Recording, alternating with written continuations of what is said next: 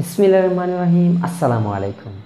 প্রিয় শিক্ষার্থী, তোমাদের রাইটিং পার্টের শেষ অংশ একটা কম্পোজিশন আসবে। একটা কম্পোজিশন, হ্যাঁ, বড় করে একটা কম্পোজিশন লিখতে হবে। এই কম্পোজিশনটার মধ্যে মার্কস থাকবে হচ্ছে 12। এই 12 নাম্বারের জন্য তোমাকে ন্যূনতম 6 পেজ লেখা লাগবে। আশা করি 6 পেজ তোমরা লিখতে পারবে, এবং হাতের লেখা সুন্দর হলে, সুন্দর করে লিখতে পারলে, কাটাকাটি না করলে 12-এ 12ই পাওয়া যায়। টিচাররা তোমাকে 12-এ 12ই দিয়ে দিবেন। যারা পরীক্ষক তারা তোমার বিরুদ্ধে যাবেন না, লেখা থাকলে ওনারা নাম্বার দেওয়ার চেষ্টা করেন। প্রিয় শিক্ষার্থী, তোমরা এই কম্পোজিশনের জন্য এই অংশটা তোমরা যদি শিখতে চাও, পড়তে চাও, তোমাকে অনেক আগে থেকেই প্রস্তুতি নিয়ে পড়তে হবে, কারণ একটা কম্পোজিশন অনেক বড় বড় থাকে।